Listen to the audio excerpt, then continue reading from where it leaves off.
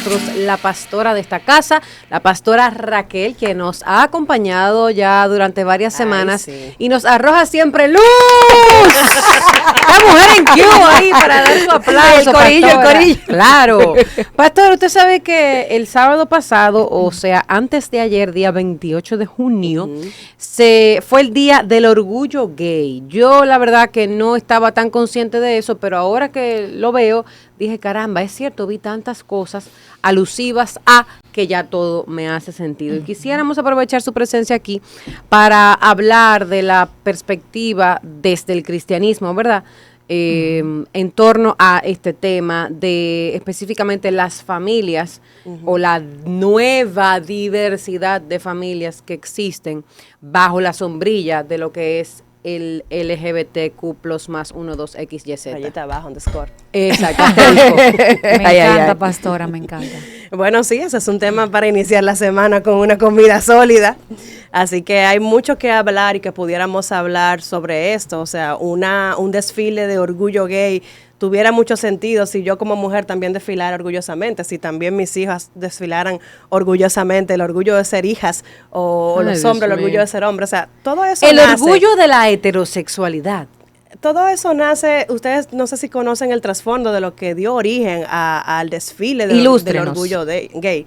Hubo un altercado en un bar de Nueva York, creo que fue en el 1960 y pico, donde la policía irrumpió en ese lugar que era frecuentado por personas homosexuales, una mezcla total, lesbianas, gays, etcétera, y ellos comenzaron vamos a decir, una redada de una forma muy violenta, pero en ese momento no hubo una resistencia pacífica, sino que también la comunidad misma se rebeló y eso desencadenó una serie de sucesos. No es que uno tuviera razón y el otro no, pero desde entonces, ahora ellos toman la propiedad de hacer un desfile de orgullo gay, porque siempre ellos sienten que hay como una especie de discriminación, opresión, hacia una presión, una exclusión al mismo tiempo, pero eso no es algo veraz en medio de la sociedad. Y me voy a ir lejos.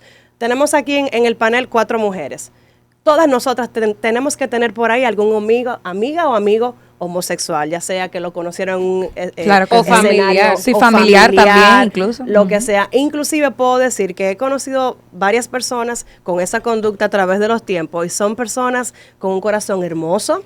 O sea, son personas que ciertamente tienen cualidades muy lindas, simplemente tienen una condición que nace de un trasfondo que hoy pudiéramos hablar muy bien, pero que no los hace menos ni más. Son personas extraordinarias dentro de su misma condición. Usted dice condición y me llama mucho la atención esa palabra.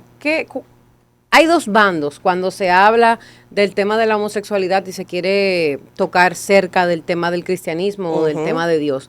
Y es de si, por ejemplo, ser homosexual se nace o se hace. Por ejemplo, vemos niños, niñas, sobre todo varones, que desde muy pequeños nacen con una cosita, como que nacen amanerados, tú lo ves a los 3 años, 5 años, con una inclinación fuerte por cosas de niñas. Y uno dice, caramba, pero ¿será que realmente están naciendo de esta manera? O hay un gran grupo de personas, sobre todo las personas más conservadoras, que entendemos que el tema de la homosexualidad viene por algún trastorno, algo emocional o mental o psicológico que le puede estar sucediendo a esa persona que lo hace estar así. ¿Qué posición tiene usted como líder de un ministerio? Aparte de citar lo que es la palabra de Dios como la base que rige al creyente, me gustaría que nos fuéramos esta tarde a las fases que construyen la identidad sexual de un individuo. A ver. Y es bueno que comencemos por ahí porque la ciencia misma descubre a Dios. ¿Qué quiero decir con esto? Que realmente la homosexualidad no es algo con lo que se nace, sino es una conducta aprendida y vamos a hablarlo a detalle. Podemos encontrar, por ejemplo, la fase 1, que es, vamos a decir, la fecundación en sí misma, cuando se fecunda un óvulo y dentro de este se construye el genoma, que no es más que el ADN, vamos a decir, de cualquier individuo. Y aquí sale a relucir lo que es la parte cromosomática. XX es mujer, XY es hombre.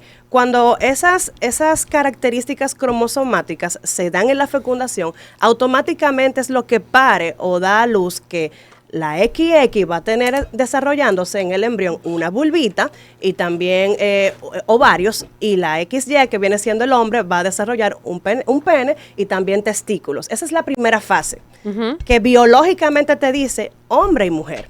Ahora, la segunda fase ya viene siendo una fase que se construye, bueno, lo tengo inclusive porque sabía que nosotros íbamos a hablar a detalle de esto. La parte de la sexta y octava semana de gestación en el embarazo. ¿Qué sucede en este momento? Ay. Bueno, cuando aquí se define el cerebro masculino o femenino de ese individuo, que si bien es cierto, es influenciado por la carga cromosomática, pasa un detalle químico que quisiera explicar.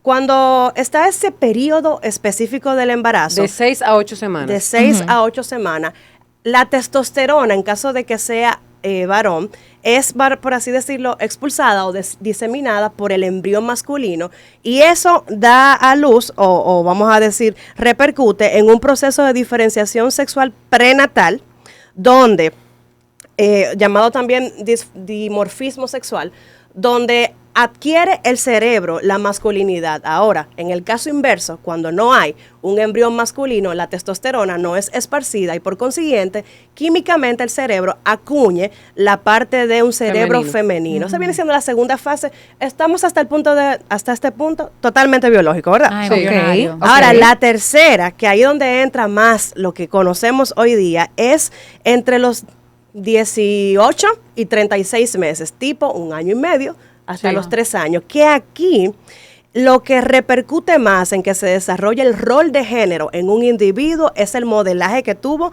del progenitor del mismo sexo en esos primeros añitos. Wow. Todas aquí somos madres. Sí. Tú tienes una hembrita. Sí. ¿Qué viene siendo ese modelaje? Que tu niña, cuando se va a vestir o en un momento donde ustedes se cambian al mismo tiempo, mi hija es más coqueta que yo. Ella ve que tú tienes un panty y ella también. Claro. Ella ve que su mamá tiene una vulvita y ella también. Entonces, eso dice, cero mata cero. Ah, pero yo soy hembra. Porque el modelaje estuvo ahí, yo como que me identifico como es mami. Entonces, ese modelaje es el que afianza lo que es el rol de género en ese periodo inicial de 1 a 3 años en un niño. Pero, ¿qué pasa? Donde esto hace la ebullición final es en la pubertad, que viene siendo la cuarta fase, que es ese momento donde uno comienza a experimentar. ¿A partir de qué edad pasa? La pubertad varía de un niño. Okay. Sí. Ahora hay niños de 11 años ya. De 9 años. Ay, podemos decir, yo te voy a decir, me voy lejos, de 8 a 12 más o menos las hembras. Los varoncitos suelen ser un poquito más tardíos, pero suele ser en ese momento donde ella ve el periodo menstrual por primera vez, el cuerpo comienza a experimentar cambios cosas visibles. Empiezan a despertarse esos deseos sexuales, esa tocadera, etcétera, etcétera. Y ya ahí definitivamente se construye ya el punto final de lo que es esa identidad sexual. Ahora les pregunto algo, en su criterio como mujeres madres. Cuando una persona en su etapa inicial de desarrollo es expuesta a una experiencia sexual a destiempo, abuso, por ejemplo, o hipersexualidad, que se ve mucho en los barrios aquí, que tuvo una niña de 5 años con la barriga afuera y bailando dembow, totalmente, y pegándola con otro niño de 6 años. ¿Ustedes no se han encontrado a veces con vocabularios entre madres que le preguntan a sus niños varones, dime, ¿cuántas novias tienes en el colegio? Sí, ya claro. Eso es uno, metiéndole una sexualidad a destiempo. Pero cuando un niño es expuesto a una experiencia sexual a destiempo, ya sea abuso, cualquier tipo, eso le manda un mensaje a su cerebro a nivel cognitivo de forma inmediata, y el cerebro acuñe como que esa es la normalidad, y luego tú vas a ver que van a tener una inclinación de preferencia sexual que va estimulada por esa experiencia que vivió. Entonces hoy día yo puedo casi asegurar que la mayoría de las personas homosexuales en realidad son el resultado de un sinnúmero de factores, donde el primer lugar, y he estudiado mucho sobre esto, sé lo que estoy hablando, es los traumas familiares. Claro. Ausencia de la figura paterna, o sea, del progenitor del mismo sexo, un padre periférico ausente. Yo le agrego hasta un tema transgeneracional, un tema que a veces viene desde atrás, un trauma que tiene generaciones y generaciones hacia atrás sin sanar, porque todos tenemos una carga de nuestros ancestros, que nosotros tenemos responsabilidad de sanar eso, porque todas nuestras familias tienen situaciones, todos nuestros padres tienen situaciones, y nosotros se supone que estamos llamados a tener un mayor nivel de conciencia, a hacernos conscientes de eso que hay a nuestro alrededor y sanar eso. Claro, yo les pregunto, ¿podemos evitar que este tipo de exposición toquen las puertas de nuestros hijos? Difícil hoy en día. No lo podemos evitar. Va a llegar un momento en que mi niña me va a decir, mami, yo conocí a las mamás de Violeta en la escuela, y ¿qué es cuál es la... Vamos a decir cuál es la vacuna entonces para nosotros preservar lo que es el diseño de la familia, porque esto no es un tema de exclusión y de discriminación en lo absoluto, es que la familia al final fue el diseño de Dios, porque Él nos crea con un fin de ¿qué? De gobernar la tierra, ¿verdad? De nosotros fructificar, multiplicarnos, y obviamente la homosexualidad es un atentado al plan mismo de la familia. Pero es un atentado al mundo. Porque sin la familia no hay mundo, no hay nadie. Ok, yo quiero, ahora que tenemos esta parte biológica, que por lo menos a mí me ha quedado bien claro, si a usted no le quedó claro, dele para atrás este video, lo puede ver cuantas veces guste, para que lo pueda comprender. Dejen sus preguntas aquí en la barrita de los comentarios. Ahora bien, esa es la parte de usted como terapeuta familiar, la parte psicológica, biológica y todo esto. Como pastora, porque yo he visto muchas cosas que me han llamado mucho la atención a través del tiempo, y más desde que empecé a acercarme a la fe. He visto incluso iglesias donde hay 2 pastores que están casados. He visto iglesias que aceptan... Sí, lo pueden buscar ahora mismo. No, yo no dudo de que que exista, pero yo nunca lo he por visto. ejemplo, Papa Francisco tenía una opinión un poco diferente. Sí, era tibia. O sea, no quería ir de frente porque decía que todos somos hijos de Dios. En cambio, el León XIV, que es el Papa reciente, más radical con eso, sí tiene una posición bastante radical. ¿Usted con quién estaba de acuerdo de los dos? Yo no estoy de acuerdo ni con uno ni con otro. Mi punto de acuerdo es la palabra misma.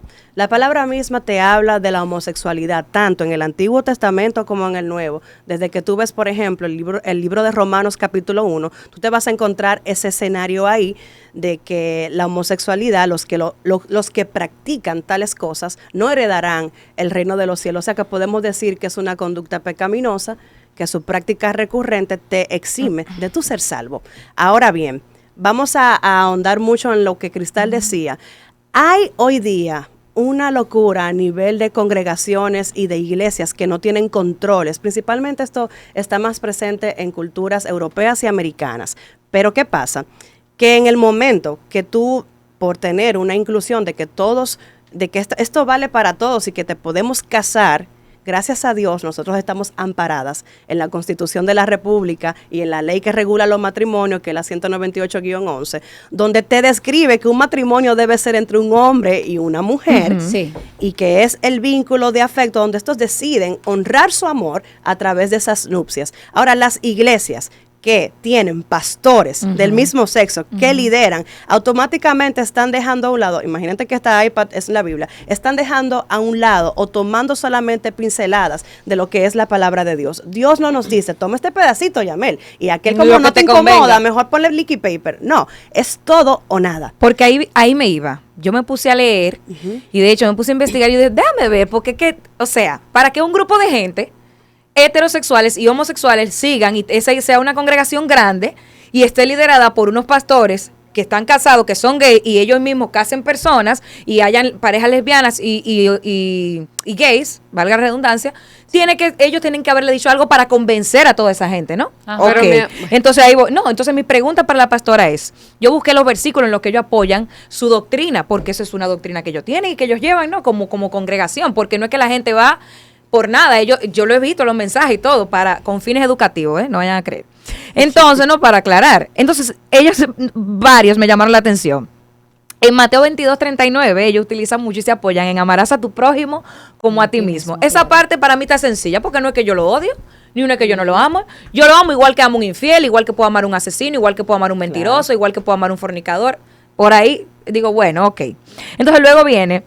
Dios es amor y el que permanece en amor permanece en Dios. Primera de Juan 4:16.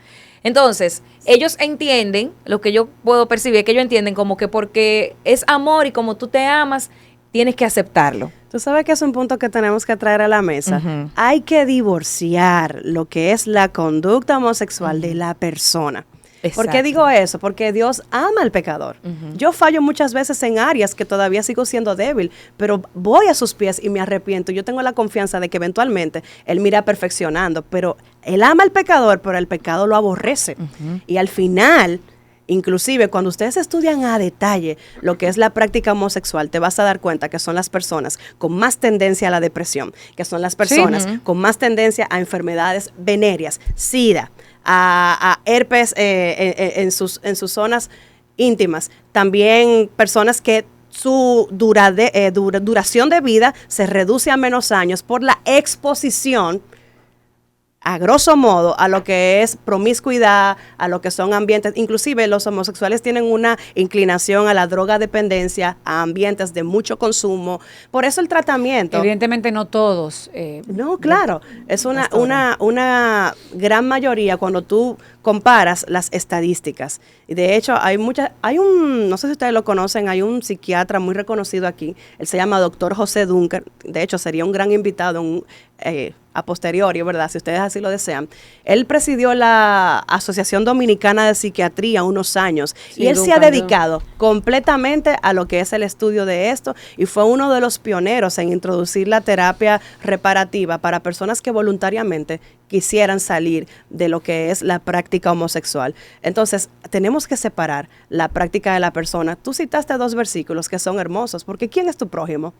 No todos. Es mi prójimo. Mi prójimo. Todos aquí son mi prójimo. Claro. Entonces estamos llamados a amar a todos, pero yo no voy a secundar una práctica que al final termina siendo autodestructiva. Entonces, ya va. Entonces yo seguí leyendo, ¿no? Dale. Entonces, ahí habla también, hay otro versículo en los que se apoya esa doctrina, que es por sus frutos lo conoceréis, que está en Mateo 7:16, uno de mis versículos que más me gusta porque es así. Entonces, hablando de eso, sí podemos ver unas estadísticas amplias que muestran esto que usted habla, esta tendencia a los temas de salud mental, a las dismorfias corporales, a los abusos de las sustancias, la enfermedad de venérea por la exposición sexual sin protección y demás. Pero también podemos ver el otro lado de este espectro, si lo podemos llamar así, y vemos que también hay personas muy exitosas que llevan una vida sana, que a simple vista, ¿no? Porque nadie sabe lo que pasa a puertas cerradas. Llevan una vida con una salud mental estable,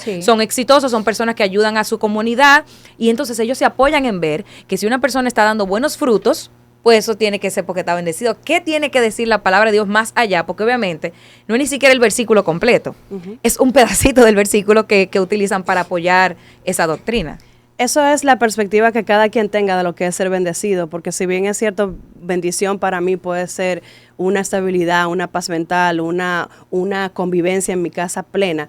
Bendición para otra persona puede ser simplemente no rechazo, puede ser... Eso depende mucho de qué es bendición para ti. Pero lo que sí puedo decirte es que el corazón de la uyama solo lo conoce el cuchillo. Yo puedo aparentar delante de ustedes una vida robusta, buena, de calidad, y nada más en mi intimidad que yo sé cuál es la realidad a la que yo me expongo. Cuando ustedes dieron a luz a sus hijos, me voy a ir un poquito más allá. ¿Qué sintieron cuando escucharon ese lloro o ese latido por primera vez? Pero no se explica ni se compara con nada, eso es único. Un amor que excede todo conocimiento, ¿sí o no? Sí. El homosexual, indistintamente sea cual sea, que tenga su pareja, siempre va a tener un anhelo en su corazón de lo que es la paternidad o la maternidad. La homosexualidad te mutila, y ustedes dirán, ¿y qué tal esos países cuya legislación le permite la adopción? O el vientre de alquiler. O el vientre de alquiler. Te diría, lo que pasa es que ahí está demostrado con muchísimos estudios el daño que el daño que reciben los niños claro, que se crían, se levantan en un ambiente así. O sea, señores, calificaciones en los colegios o en las escuelas totalmente bajas, una inestabilidad en sus emociones a nivel psicológico. Hay tantas cosas que atrofian lo que es la bendición de la familia nuclear que no vemos. Entonces, parejas así que aparentan bien, yo me atrevería a asegurar. Pero usted dice que todo el mundo quiere tener hijos, o sea, todo el mundo tiene este deseo. No, ella dice No que una gran mayoría de esas parejas homosexuales se quedan internamente, no es algo que vayan a externalizar, pero se quedan con ese deseo. Ese anhelo inconcluso. Que saben de formar su familia. Y que al final tú puedes adoptar, pero tampoco es lo mismo. Porque una cosa tal vez es adoptar porque tú tuviste una condición médica y ya tú sabes como mujer que tú y tu esposo, por ejemplo, no pueden dar a luz y tú decides bendecir a un niño que lo necesita y adoptar a ese niño. Otra cosa es que esa sea tu única opción. Claro. Y creo que ahí cambia completamente el asunto. Bueno, hay casos reconocidos en el país que han tenido o a través del vientre subrogado, vientre de alquiler. O parejas homosexuales famosas también. Sí, también, obviamente. Ricky Martin es uno de los grandes no ejemplos. Locales, yo digo. Yo me fui internacional, pero está bien. Ricky Martin es una de esas figuras que tiene 2 hijos, tiene unos gemelos, obviamente de un vientre de alquiler que ha sido muy reconocido y eso no le ha quitado a él la posibilidad de hacer esto. Obviamente yo no estoy popularizando el tema, sino visibilizando la situación. Yo sé que quizás muchas personas de la comunidad gay han querido visibilizar lo que les pasa porque para ellos ya no hay una vuelta atrás. Es como la raza negra en un momento determinado en los Estados Unidos que luchó para abolir la esclavitud y la discriminación que se ejercía en ello. Nosotros las mujeres también hicimos nuestra lucha hace muchos años ya intentando tener el derecho a trabajar. Entonces, cada uno de los individuos de alguna manera visibilizamos nuestras dolencias o nuestras carencias para que el resto de la humanidad lo entienda o lo comprenda. Hoy en día cada vez es más permisivo. Y si bien es cierto, ningún heterosexual está saliendo a la calle a decir absolutamente nada, siento que hay un poquito de, como cuando los niños de rebeldía esa resistencia. Resistencia a vivir ocultos bajo tras las sombras. Entonces, si la palabra de alguna forma dice que todos los individuos, aunque seamos pecadores, somos recibidos, para ellos le da miedo ir a la iglesia porque creen que los van a rechazar. O sea, tienen que ir a la iglesia con el deseo de cambiar para que la iglesia los reciba de alguna forma. Definitivamente no. Y te voy a responder con algo que Muy nos buena pasó a nosotros. esa, por cierto. Grandiosa pregunta y te felicito por ello. Una vez era un servicio de los miércoles y llegó un transvesti a nuestra iglesia. Él estaba así mismo vestido y maquillado como mujer, era un varón y coincidencialmente quien estaba abriendo la iglesia en ese momento era el pastor, quien es mi esposo. Él no le dijo de entrada que él era el pastor, pero lo recibió y él le preguntó si él podía entrar al templo y participar, porque había un letrero afuera. Nuestra iglesia se llama Iglesia Cristo 911 y cuando él vio el 911, él dice, él citaba que él estaba a punto de quitarse la vida ese día y cuando vio el letrero él dijo, yo tengo que entrar y yo tengo que hacer algo y este es mi 911. Cuando él llega, mi esposo le dice, claro que sí, puedes entrar, pero en nuestro almacén nosotros tenemos unas ropas. Yo lo único que te voy a pedir es que por favor te cambies y con gusto te vamos a recibir y puedes entrar. ¿Qué? Él accedió, lo llevamos al baño, le dimos muchísimas ropas. Perdón, pero la ropa, el tema con la ropa era porque la ropa que tenía era... Él estaba vestido de mujer siendo hombre. Sí, pero era una ropa descubierta o simplemente querían que se pusiera una ropa de hombre. No, era una ropa descubierta. Imagínate que alguien pasa su noche bailando a la calle de noche y de día, ¿verdad? Y llega al otro día, sigue corrido y llegó así. Cuando él entra, yo recuerdo como el muchacho, y hasta buen mozo era, tenía una gorrita, se sentó atrás, tenía el pelo largo como con un moñito. Él escuchó la palabra. Todo el mundo lo miraba, pero él tenía una postura bien escurridiza. Y en ese momento, cuando termina el servicio, él le dice a un ujier, a mí me gustaría hablar con el pastor, porque a esa altura de juego, él no sabía que él era el pastor. Cuando al final el pastor se acerca a él, le dice, pero era usted. Él comenzó a hablarle, mira, yo estaba a punto de quitarme la vida y algo me dijo que viniera hoy a la iglesia y que entrara. Y ahí entonces yo diría que el mismo Espíritu Santo comenzó a usar al pastor y le dijo, no te preocupes, Dios te ama, te recibe. Y en el pastor le topó aquí. Y para él eso fue una cosa impresionante. Y él lo miró y ¿cómo usted me toca? Como si él estaba tan habituado a que lo rechazaran y a que lo vieran como si fuera un bicho raro. Un bicho raro. Sí. Pero ¿qué pasa? Que en la historia de ese muchacho resulta que había sido abusado por 2 sacerdotes que lo condujo a esa práctica, su papá no asimiló que él era homosexual, lo botó de su casa y desde ese entonces él había estado deambulando porque él era de un pueblo.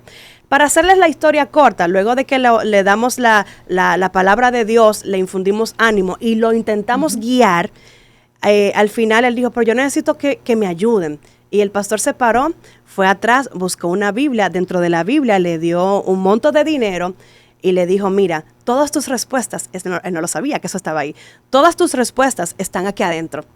Sí, pero yo necesito que me ayuden de otra manera, yo pudiera dormir esta noche en la iglesia. Y él lo miró y le sonrió y le dijo, todas tus respuestas están aquí adentro. Tú tienes que hacer las paces con tu papá, tú tienes que buscar tu familia, hay oportunidad para ti, Dios quiere darte una mejor vida. Y cuando él la abrió, que dijo que ese dinero estaba ahí, él le comenzó a llorar y a pedir perdón. Y esa noche, él regresó a su pueblo en una guagua, le pidió perdón a su familia. Y no tengo la continuidad de la historia porque jamás lo volvimos a ver, pero es para decirte que el rol de la iglesia es recibir a todos, pero nunca dejando fuera lo que la misma palabra, el deseo, que es la palabra de Dios, el deseo de Dios para nosotros, que es bendecirnos, que es que tengamos una vida plena y llena de propósito. No le dejamos de decir lo que tenía que hacer y cómo Dios veía la condición, pero miren cómo él era el resultado de abuso, el resultado de una vida violenta, el resultado de muchas carencias. Entonces, con esto hablo de qué rol asume la iglesia. Espero haberlo respondido con ese testimonio. Sí, súper respuesta. Y ahí también se aplican los versículos que Cris leía, que al final Dios te manda a amar al prójimo y eso precisamente era lo que ustedes hacían como iglesia. A propósito de ese tema y de recibir, de amar y de abrazar y tratar bien a todo el mundo, independientemente de las creencias que uno tenga y de su pensar y de lo que uno entiende que es su relación con Dios. A mí me pasó algo la semana pasada o antes pasada que me escribieron de una agencia para contratarme. Yo soy maestra de ceremonias y ellos me escribieron para contratarme para un evento LGBT. Cosa que yo notaba que de entrada había un tema porque la persona que me escribe de esa agencia por WhatsApp me da la explicación de lo que es el evento y me dice, antes de pedirme mi cotización y todo eso, que quiere que yo lo haga y que el evento es de este tipo, tará. O sea, para mí es como que antes de que tú nos cotices, yo quiero que tú sepas de qué es el evento, porque parece que ya había un tema detrás. Imagínate. Su postura. Y en un momento donde esa parte, por ejemplo, del trabajo que yo hago, yo estoy en un momento donde mientras más hago, o sea, me conviene mucho recibir ese tipo de trabajo. Y en ese momento yo leí el mensaje y yo me paré, yo dije, Dios mío, ¿qué hago? Porque yo me considero una persona conservadora y yo no voy con eso. Y yo obviamente sabía que esta persona, además de que yo lo trabajara, ella estaba esperando directa o indirectamente que yo también lo publicara en mis redes sociales, porque todo el trabajo que yo hago de ese tipo lo publico, casi todo. Entonces, yo al final dije, Yamel, no todo el dinero se gana. Y yo le dije, mira, o sea, le di toda una explicación, muchísimas gracias por pensar en mí, de verdad, gracias por proponerme, qué bueno que ustedes me quieran para eso, pero yo realmente no voy con ese tipo de cosas y yo entiendo que yo no soy la persona para hacer ese trabajo. Pero eso me ha dejado pensando porque yo he dicho como que caramba, pero bueno, si yo hacía ese trabajo, yo no quería decir nada, yo no estaba tal vez apoyándolo porque es un trabajo. O sea, ¿dónde está esa línea? Y yo te veo ahí, yo pienso que tú estás apoyando eso y tú sabes que tú al final lo que tomaste fue una decisión sabia de guardarte como profesional, porque en el momento que tú abres la puerta a ese tipo de trabajos, comienza una avalancha que va a venir hacia ti, tú te vas a volver atractiva para esa abanderada de esa comunidad. Entonces ya es como tú decías, Cris, que dice la palabra en realidad, no todo, aunque todo es lícito, no todo te conviene. Y en esta ocasión tú fuiste fiel a tu postura conservadora, de tus valores personales. Ni siquiera era una postura bíblica, era una postura bueno, de y tus bíblica también, valores. porque yo soy cristiana y yo sé que eso no va, pero yo quería, no sé si era como el enemigo engañándome, porque yo decía, pero es un trabajo, o sea, como es un trabajo, no es que yo voy ahora a ser homosexual, es que es un trabajo que estoy haciendo. Pero ahí también uno como que... Es que hay trabajos que mandan mensajes y esa es la realidad. Eso es como que venga aquí una academia, que si yo quién, de que aprueben la cocaína y la marihuana. Tú vas a ir para allá a hacer la maestra de ceremonia. Porque automáticamente... No, señores, no confundan el trabajo de una vocera con el trabajo de maestra de ceremonia. No lo estoy confundiendo. Tengo una opinión diferente y ustedes ya lo saben. No, eso es muy bueno que tú la tengas, la vas a decir ahora mismo, porque, por ejemplo, porque, por ejemplo, para dar paso a Eve, que me encantaría escuchar tu opinión, yo sé la diferencia y espero que el público también la sepa, entre una vocera de una organización, de una marca, y una maestra de ceremonia de un evento de una marca o una organización. Sí. Son dos cosas totalmente diferentes. Ahora bien, mi percepción como consumidora, como espectadora y como una comunicadora es que donde yo voy a participar, yo estoy de cierta manera auspiciando eso. O estoy endorsing, ¿cómo se dice? Sí, como copartícipe. Estoy siendo copartícipe. Esa es mi opinión y yo sé que muchas personas, si te ven, por ejemplo, con en Reina de Todo, es porque tú te asocian con este grupo. Es porque tú estás de acuerdo con el contenido. Si tú vienes aquí, es porque tú estás, de cierta manera, apoyando este proyecto. Entonces, es casi imposible que tú vayas a ser maestra de ceremonia de un tipo de causa o algo con el que la gente luego no te asocie. Sí, pero eso viene relacionado con las creencias de la gente que hace el juicio. Tus creencias dan a creer, y perdón por la conexión, que si yo estoy parada ahí, soy relacionada, pero son tus creencias, tus pensamientos que hacen eso. Cuando una figura, una persona es considerada para una maestría de ceremonia, es para ser moderadora de un evento. No tengo yo que decir, arriba la comunidad, nada. Probablemente. No necesariamente. Si tú estás ahí para una actividad, o sea, y ahora vamos a recibir con un fuerte aplauso al director de toda esta comunidad. Y tú tienes que celebrarlo, porque una maestra de ceremonia no se va a quedar, tú tienes que ser parte. Sí, pero yo invito a este escenario al director de la comunidad LGTBI y ustedes lo van a recibir con un fuerte aplauso. Bienvenido. No te quita absolutamente nada en cuanto a la forma de comunicar. Si tú tienes un prejuicio preconcebido sobre la comunidad o sobre cualquier otro tema, por ejemplo, a mí me ha tocado hacer maestría de ceremonia con de políticos en las que yo no estoy de acuerdo, o sea, no votaría por ellos. Mira, yo he hecho cosas de políticos y no estoy de acuerdo, pero yo no creo que sea lo mismo. Yo no creo que sea lo mismo. Te están endorsando, te están conectando tu imagen a esa persona. Yo puedo creer también que no te conectan la imagen, claro que sí. Por ese político yo no votaría. Lo que quiero decir, yo no votaría por ese político al que yo le estoy haciendo una alocución. Y de esta manera yo expreso los ideales de él como una mediadora, como una moderadora, pero no es más de ahí. Y la gente te va a asociar. Te va a asociar. ¿Por qué las marcas no? Y disculpe, pastora, pero ¿por qué una marca, por ejemplo, te quiere a ti como talento? Te van a asociar porque tu imagen, ellos quieren verla asociada a su marca, porque saben que va conectado con sus valores, con lo que quieren transmitir, con lo que tú estás viviendo en este momento. No es algo de que yo elijo pensar así. Es algo instintivo del ser humano, que donde tú me veas este tipo de proyecto, este tipo de panel, significa que yo me asocio con este tipo de comportamiento. Esa es una opinión que yo no creo que sea tan subjetiva, ¿no? Pero cada quien se le respeta. Ahora, yo tengo una pregunta, porque ya lamentablemente el tema está tan bueno, pero tenemos que ir cerrando, y es la siguiente.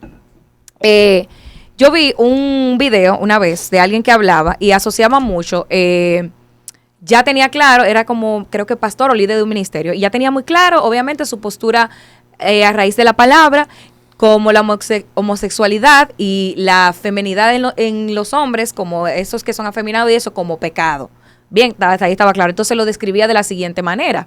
Decía como que, mira, hay personas que también se dejan, no solamente por el trastorno de lo que hayan podido sufrir a su niñez, sino que luego de adultos se dejan llevar también de la carne, porque no solamente está la LG, está la B, que es bisexual, y demás, que son muchas cosas que no quiero entrar porque la verdad no las conozco a fondo todas. Entonces, hay muchas cosas de esta que sí son de la carne, que sí se dejan llevar por este deseo carnal también de llevarse, y entonces lo comparaba, él decía, bueno, en la vida nacemos todos con la oportunidad de tú saber a qué deseos tú suprimes y tú respondes. Tú respondes y aquí otros tú dices, no, espérate, me tengo que poner en obediencia. El hombre, por ejemplo, que tiene una inclinación a ser bien mujeriego, que quizá le llame la atención varias mujeres, o la mujer que le gusten muchos hombres, dice, no, pero yo voy a respetar, voy a ser fiel a este valor, voy a ser fiel a mi fe y no voy a entrar en pecado. ¿Qué opinión le merece usted como pastor en cuanto a esto? Si es comparable, por ejemplo, un pecado como la infidelidad, como la lujuria, con la homosexualidad. Es comparable, te voy a decir por qué. Porque ambos se circunscriben a lo que es una adicción sexual. Y de hecho, el tratamiento que tiene una vida promiscua desenfrenada, así como la misma homosexualidad, es el que tendría cualquier persona de Alcohólicos Anónimos. Inclusive, tú te vas a dar cuenta cuando miras los pasos de abordaje que comienzan igual porque se trata como una adicción. Ahora bien, uno es perjudicial netamente a tus partes biológicas, a lo que es tu calidad de vida como persona, te puede reducir años, o sea, tiene una incidencia directa, y otra puede decirse que es una incidencia más moral social. A y B también está mal delante de los ojos de Dios. Por A y B tú puedes ser condenado. Ahora, hay un verso que traigo a colación que dice, bienaventurado el hombre que no se condena a sí mismo con lo que aprueba. Quiere decir que hay cosas por las que tú apruebas, por las que puedes ser condenado en ese sentido. Y ahí estaría como la línea que se ancla totalmente a tu conciencia. Se ancla totalmente a tu conciencia. Pero de lo que tú citas... Aplatánelo eso, porque yo necesito que el que nos esté viendo como que lo entienda. Porque de hecho, hubo un mensaje de eso en estos días que mencionaba ese versículo. Pero para el que no esté entendiendo bien, ¿qué significa cuando yo digo no condenarme por lo que apruebo? En lenguaje el más llano que usted pueda.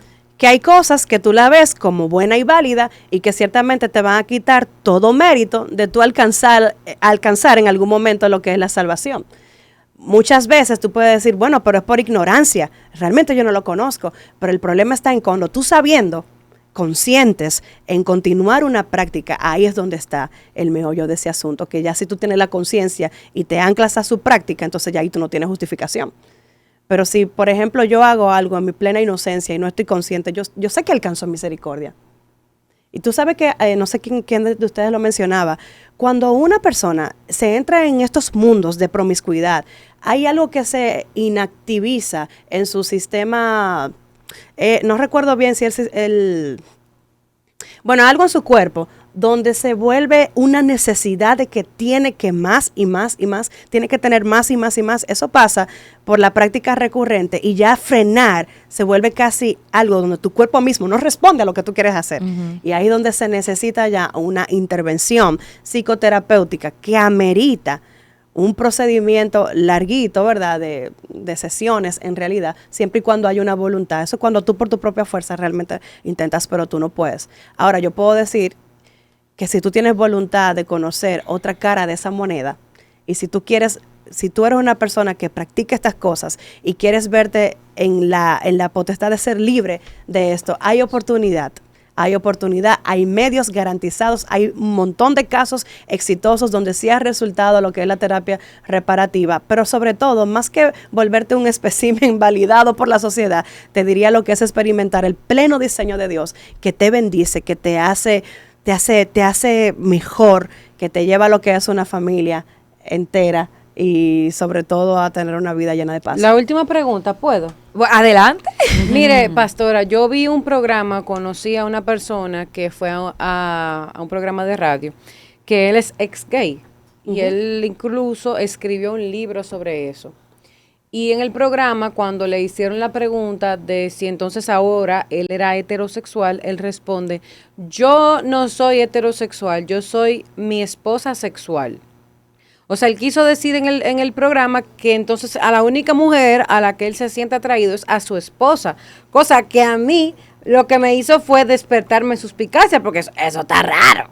O sea, una cosa es que tú le seas fiel solo a tu esposa y otra es que tú como hombre no sientas ninguna atracción hacia otra mujer, que es algo que yo entiendo que es natural. Entonces, cuando ese hombre dijo eso, yo dije, caramba, pero será, yo sé que Dios es todopoderoso. Y él está haciendo un esfuerzo, Yamel, ese hombre está haciendo un esfuerzo. ¿Realmente puede una persona ser ex-gay y realmente no sentir atracción por el mismo sexo y ser una persona heterosexual?